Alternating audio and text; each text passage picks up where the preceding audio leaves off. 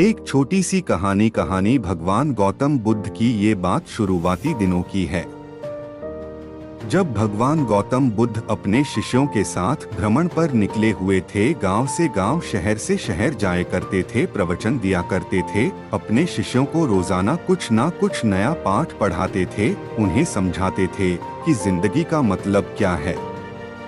एक बार से ही भ्रमण करते करते एक गांव से दूसरे गांव निकले थे।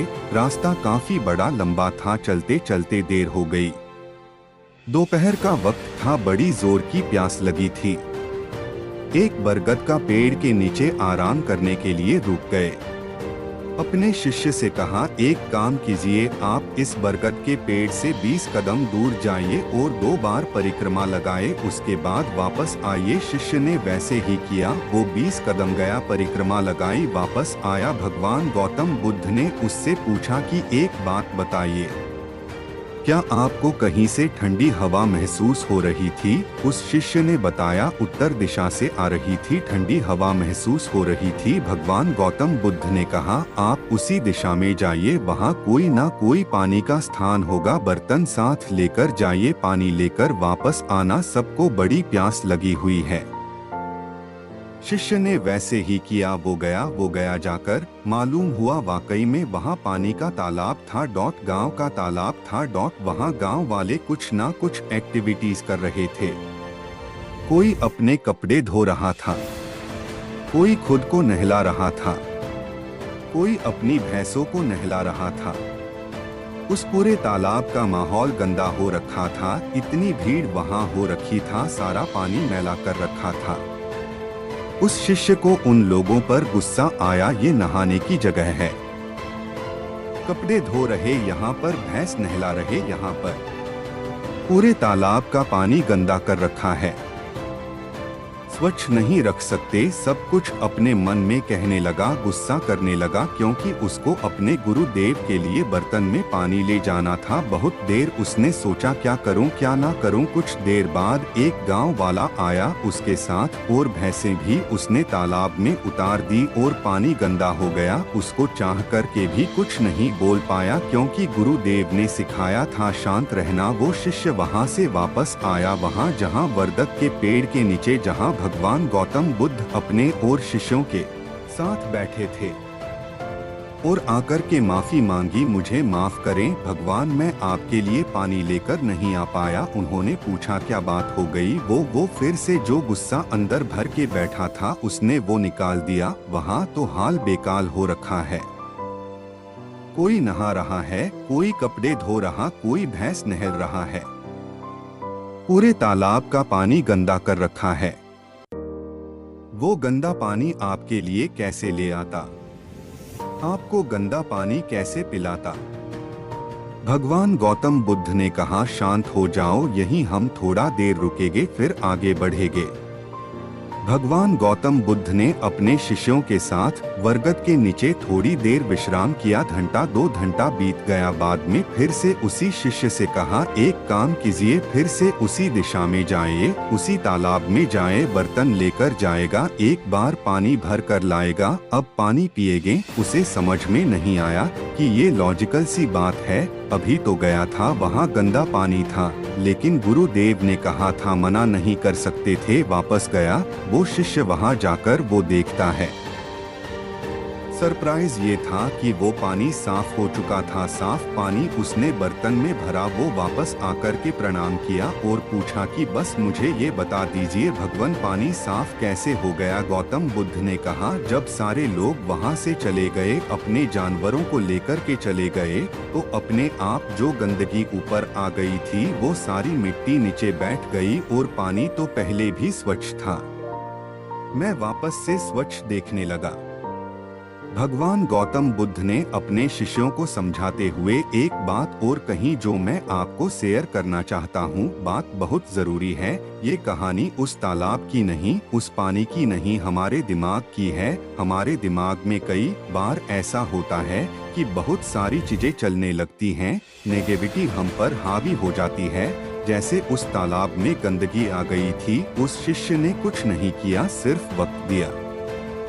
भगवान गौतम बुद्ध ने कहा यहाँ विश्राम करेंगे। घंटा 2 बाद फिर उस शिष्य को कहा वापस जाइए, फिर पानी भर कर लाइए। कुछ नहीं गया, कोई प्रयास नहीं किया, कुछ नहीं किया, अपने आप वो गंदगी नीचे बैठ गई। वैसे ही माउंट में जब नकारात्मक सोच हावी हो जाए तो कुछ नहीं करना, अपने आप को टाइम देना है। आपको लगता है कि आपका गुस्सा हावी हो जाता है, आप लड़ने के मूड में आ चुके हैं, उल्टा सीधा बोलना है, उस समय कंट्रोल करें, अपने माइंड को शांत रखें, कूल रखिए, कोई एफर्ट मत कीजिए, समय पर छोड़ दीजिए। आपको लगने लगेगा कि आपकी भी गलती थी। छोटी सी कहानी लेकिन बहुत बड़ी बात सिखाती है।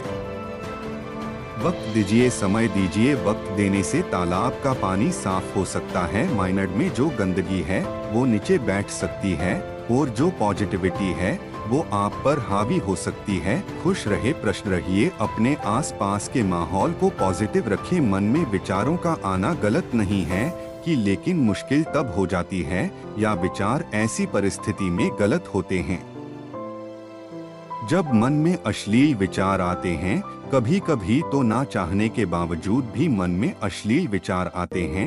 अगर आपके मन में भी ऐसे विचार आते हैं तो गौतम बुद्ध की इस कहानी से आपके विचारों में जरूर बदलाव आएगा। बुद्ध की कहानी अश्लील विचारों को कैसे रोकें। बुद्ध अपने भिक्षुओं को उपदेश देने के साथ ही उन्हें भिक्षाटन के लिए भेजते थे। एक बार उन्होंने अपने भिक्षु भरत को भिक्षा लेने के लिए एक श्राविका के घर भेजा। भरत पूरे रास्ते मन में यह सोचते हुए श्राविका के पास गया कि आखिर आज भिक्षा में क्या भोजन खाने को मिलेगा। हमेशा भरत को महल में खाने के लिए स्वादिष्ट पकवान मिलते थे, लेकिन आज भिक्षा के रूप में उसे जो भी मिलेगा संतुष्ट होना पड़ेगा। श्राविका के घर पहुंचकर भरत ने भिक्षा मांगी। श्राविका ने भरत को बैठने के लिए कहा और भोजन लाने के लिए घर के भीतर चली गई। इधर भरत फिर से अपने प्रिय भोजन के बारे में सोचने लगे और जैसे ही श्राविका भोजन लेकर आई तो भरत अचंभित रह गए। भरत ने देखा कि श्राविका ने उनके लिए उनके पसंदीदा पकवान परोसे हैं और अपने प्रिय भोजन को देखकर वह खुश हो गए। भोजन ग्रहण करते हुए भी भरत सोच रहे थे कि महल में तो उन्हें भोजन के बाद विश्राम करने की आदत है, लेकिन आज उन्हें भोजन के बाद वापस तेज धूप में चलकर आश्रम जाना होगा। लेकिन भोजन के बाद श्राविका ने भरत को कुछ समय के लिए विश्राम करने का आग्रह किया। भरत फिर से खुश हुए कि आखिर आज उनके मन की सारी इच्छाएं कैसी पूरी हो रही है। इसके बाद भरत कुछ देर विश्राम करने लगे, लेकिन विश्राम करते हुए भी लेटे लेटे वह सोचने लगे कि आज तो मुझे भोजन के बाद विश्राम करने को मिल गया, लेकिन ऐसा रोज रोज नहीं होगा। जब भरत विश्राम के बाद उठे तो श्राविका ने कहा कि आप जब तक चाहे यहाँ ठहर सकते हैं। भरत अब समझ गए कि ये कोई संयोग नहीं हो सकता। उन्होंने श्राविका से कहा कि मुझे क्षमा कीजिए, क्या आप मेरा मन पढ़ सकती हैं? श्राविका ने हाँ में उत्तर दिया और कहा कि हाँ, मैं मन पढ़ सकती हूँ। शुरू में यह कठिन था, लेकिन फिर मैंने स्वयं के मन विचारों को देखना शुरू किया। लेकिन विश्राम करते हुए भी लेटे लेटे वह सोचने लगे कि आज तो मुझे भोजन के बाद विश्राम करने को मिल गया, लेकिन ऐसा रोज रोज नहीं होगा। जब भरत विश्राम के बाद उठे तो श्राविका ने कहा कि आप जब तक चाहे यहाँ ठहर सकते हैं। भरत अब समझ गए कि ये कोई संयोग नहीं हो सकता। उन्होंने श्राविका से कहा कि मुझे क्षमा कीजिए, क्या आप मेरा मन पढ़ सकती हैं? श्राविका ने हाँ में उत्तर दिया और कहा कि हाँ, मैं मन पढ़ सकती हूँ। शुरू में यह कठिन था, लेकिन फिर मैंने स्वयं के मन विचारों को देखना शुरू किया। इस तरह से धीरे धीरे मेरे मन में विचारों की संख्या कम होती गई और सारे व्यर्थ विचार दूर हो गए। इसके बाद से ही मैं दूसरों के मन में चल रहे विचार को पढ़ लेती हूँ। हालांकि श्राविका की बात सुनकर भरत घबरा गए। इसके बाद भरत ने श्राविका से आज्ञा ली और आश्रम के लिए निकल पड़े। रास्ते में भी भरत फिर से मन में आए विचारों का स्मरण करने लगे कि श्राविका के बारे में उसके मन में अश्लील विचार भी आए थे। श्राविका ने उसे भी जान लिया होगा, वह मेरे बारे में क्या सोचती होगी। भरत खुद को लज्जित महसूस कर रहे थे। भरत ने आश्रम पहुंचकर गौतम बुद्ध से कहा कि अब मैं कभी भिक्षाटन के लिए नहीं जाऊंगा। बुद्ध ने भरत को पास बुलाया और कहा कि क्या हुआ है, तुम मुझे सारी व्यथा बताओ। भरत ने सारी बातें बुद्ध को बताई। इसके बाद बुद्ध ने कहा कि अगले 1 हफ्ते तक तुम भिक्षाटन के लिए उसी श्राविका के घर पर जाओगे, लेकिन तुम्हें इस बात का ध्यान रखना होगा कि कल भिक्षाटन के लिए जाते हुए तुम अपने चित्त को पूरे होश में रखना। तुम्हारे भीतर क्या विचार उठे उन पर ध्यान केंद्रित करना, और यह भी ध्यान रखना कि तुम्हारे मन में कौन सी वासना उठ रही है।